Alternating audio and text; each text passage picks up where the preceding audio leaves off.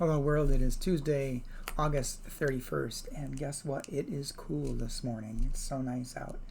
Blue skies, little wispy clouds. It was 62 when I went out running this morning, so it's quite pleasant. And I think this week's going to be a really nice week, weather-wise. Warm during the day, but cool at night. Having the windows open at night, that's heaven. The devotion for today is entitled Medicine of Heaven, written by Mary Ludy. And Mary bases the devotion upon the Gospel of John, chapter 6, and excerpts from verses 32 through 34 and 51. Then Jesus said to them, "Truly I tell you, the bread of God is that which comes from heaven and gives life to the world. Whoever eats of this bread will live forever." Mary writes, early Christians thought Jesus was talking about communion in this passage. Of course, at this point in the story, there wasn't any communion. He hadn't given us that gift yet. But our forebears read it back into Jesus' word anyway.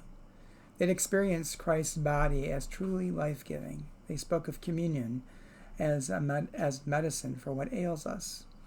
They believed that partaking of the bread would heal the frail human condition. To approach communion was to be diagnosed, admitted, treated, and released to a new regimen of health, body, mind, and soul. Communion also vaccinated you against the estrangement that destroys human solidarity. Being in communion with the healer and all our convalescing siblings in the church staved off deadly infections like hate and greed, like an oblivious and evasive life. Communion was also a foretaste of the full health of the life to come. Exactly what a fully wholesome life would be like, no one knew.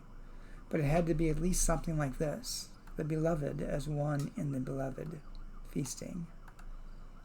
But the most important thing was how you knew communion medicine was taking.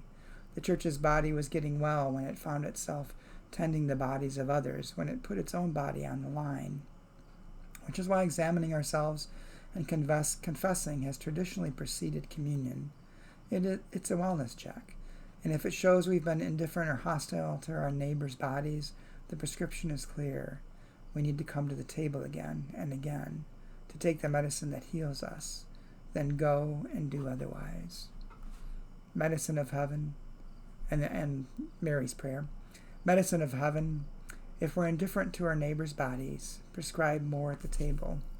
Another dose of you. Amen. I like Mary's devotions.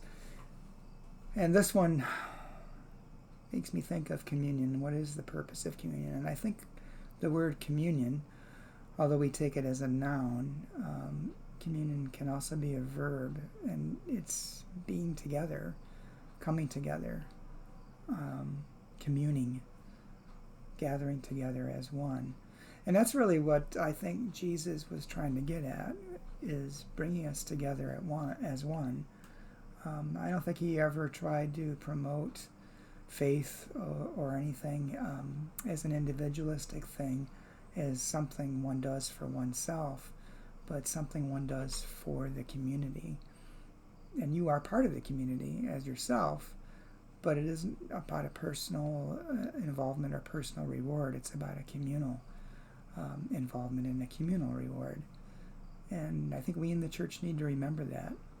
I think that's one of the things causing a decline in church attendance, is that we've forgotten our purpose. Our purpose is to commune, to be together, to be as one, to bring the world together as one. And that's what we need to get back to doing as a church. Hope you have a good day. Hope you enjoy some of this cooler weather. And I will talk to you again tomorrow.